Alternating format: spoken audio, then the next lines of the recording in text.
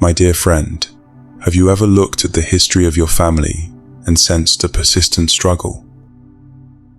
A cycle of hardship that seems to continue, generation after generation, that no amount of faithful effort seems to overcome. Please allow me to offer some words of encouragement. We often find ourselves contending with patterns set in motion long before we were born. But there is an hour, a quiet and sacred hour, when the world is still and the distractions of the day have ceased. An hour when many feel the presence of God most profoundly. That hour is often 3 a.m. And tonight, we will come before God together to abide in His presence and to ask that He would bring lasting deliverance to our families. My dear friend in Christ, if you are here, it is not by accident. You have likely sensed it in your own life, the feeling of being held back, the experience of taking one step forward, only to be moved 2 steps backward. You may recognize the same patterns of hardship, of financial strain, or of recurring sickness that affected your parents, and perhaps their parents before them. You have labored faithfully. You have prayed for many years. You have done everything you know how to do. And yet, the cycle continues. This is not a reflection of your failure, dear one, nor a sign of God's absence. Rather, it is often understood by people of deep faith that these are the echoes of the past, spiritual patterns that can flow through a family line until they are intentionally and powerfully surrendered to God. These things can manifest as a spirit of poverty that seems to prevent anyone from truly prospering. It might appear as recurring health issues or a cycle of conflict in relationships that sadly repeats. For many believers, these are not seen as mere coincidences. They are understood as spiritual barriers that stand in the way of the fullness of God's blessings. But here is the profound truth we must hold dear. In Jesus Christ, no chain is unbreakable. The Bible reminds us in Psalm 91 that our true safety and refuge are found when we abide under the shadow of the Almighty. Through Jesus, the authority to claim our freedom has been given to us. Our challenge, then, is to learn how to walk in that freedom and to stand firm in the victory He has already won for us. So, how do we begin? How do we step out of these old patterns and into the fullness of God's grace? This leads us to the significance of this special hour. In many faith traditions, the 3 a.m. hour holds a special place. Historically, this time falls within what the scriptures refer to as the fourth watch of the night. It is a time of deep quiet. The busy world is asleep. The frantic energy of the day has subsided, It is in this profound stillness that many find their spirit, can connect with God most intimately, without distraction. Scripture gives us powerful examples of divine appointments taking place in the depth of the night. Jacob wrestled with an angel until the dawn, and departed with a new name and a new destiny.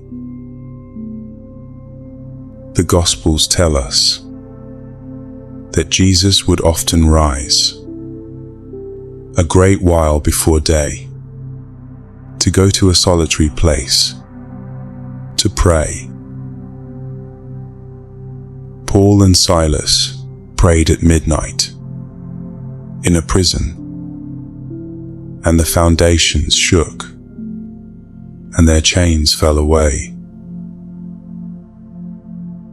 If you find yourself waking at this hour, consider it a gentle, spiritual invitation, a call from the Holy Spirit to meet with Him in the secret place. It is an appointed time to stand in the gap for your family. Think of 3 a.m. not as a magical hour, but as a sacred one, a window of opportunity when heaven feels especially close to those willing to sacrifice sleep to seek the face of God. And so, before we begin to pray, let us prepare our hearts. If you are able, find a quiet place where you can be undisturbed. This is not a time for passive listening, but for active faith. The power is not in any one voice, but in our unified faith as we approach God together. We are standing on the authority of His holy word and the finished work of our Lord Jesus Christ. He redeemed us from the curse of the law by becoming a curse for us. Therefore, we do not approach Him begging for a victory. We come to the throne of grace with boldness, confident in His promises. So, take a slow, deep breath. Allow the Holy Spirit to bring a calm to your spirit. As we begin to pray, I invite you to repeat these declarations aloud. Speak them with the faith you possess, knowing that our victory is secure in the name of Jesus. Let us now humble ourselves and ask for His divine intervention. Now, begin to thank Him in faith. This is not a polite thank you whispered in uncertainty. This is a bold expression of confidence, knowing that heaven has already responded. The spiritual atmosphere has shifted. What once felt heavy has been lifted. What once felt blocked has been opened. By faith, receive what God has already done. Not what you hope He might do someday, but what He has finished according to His perfect will. Right now, we step out of begging and into believing. We step out of fear and into faith. We step out of waiting and into receiving.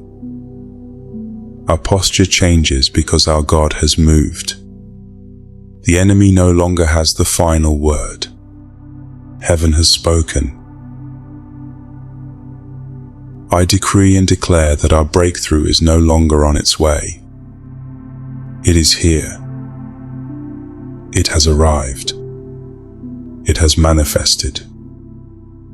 What we prayed for in tears, we now receive with thanksgiving. Doors that were shut are opening. Delays are dissolving. Resistance is breaking. What seemed impossible is now unfolding before our eyes. I declare that the season of struggle is over, and the season of God's abundance has begun. Scarcity no longer defines us. Lack no longer limits us. We are no longer surviving. We are thriving by the grace of God. Every dry place is being watered. Every empty space is being filled. Every burden is being exchanged for peace. We are walking out of debt and into overflow. Financial pressure no longer controls our peace. Wisdom is being released. Provision is being multiplied. Unexpected help is arriving. God is restoring what was lost, repairing what was damaged, and releasing resources at the right time and in the right way. We will not lack. We will not fear. We will not be ashamed. We are walking out of sickness and into divine health. Strength is returning to weak bodies. Peace is settling troubled minds. Rest is replacing exhaustion. From the crown of our heads to the soles of our feet, we declare wholeness. Every system aligns. Every function responds. Every cell comes into order under God's authority. We are walking out of confusion and into divine clarity and purpose. The fog is lifting. Direction is coming. Decisions are being guided by wisdom from above. We are no longer overwhelmed by uncertainty. We hear God clearly. We move forward confidently. Our steps are ordered, and our path is secure. The chains are broken. I am free, not partially free, not temporarily free, completely free. Free from fear, free from guilt, free from past failures, free from every lie that tried to define my future. My family is free. Generational cycles are broken. Strongholds are dismantled. Peace fills our homes. Love replaces division. Healing flows through relationships. What once threatened our unity no longer has power over us. Our finances are free. Our destinies are free. Our futures are released in Jesus' name. We are no longer delayed, denied, or detained by opposition. Heaven has authorized our forward movement. The heavens are open over our lives. We declare that divine opportunities, favor, and blessings from you, Lord, are locating us now.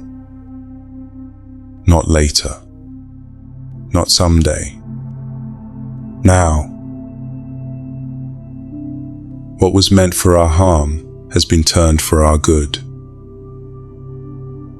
what the enemy planned to destroy us, has become the very thing God uses to elevate us. Father, we thank you. We do not take this lightly. We recognize your hand. We acknowledge your faithfulness. We give you all the glory, all the honor, and all the praise. Nothing belongs to us. Everything belongs to you. We seal these prayers in the blood of the Lamb. We stand in authority and decree that what we have bound on earth is bound in heaven, and what we have loosed on earth is loosed in heaven. This is finished. This is established. This is secure. The victory is won,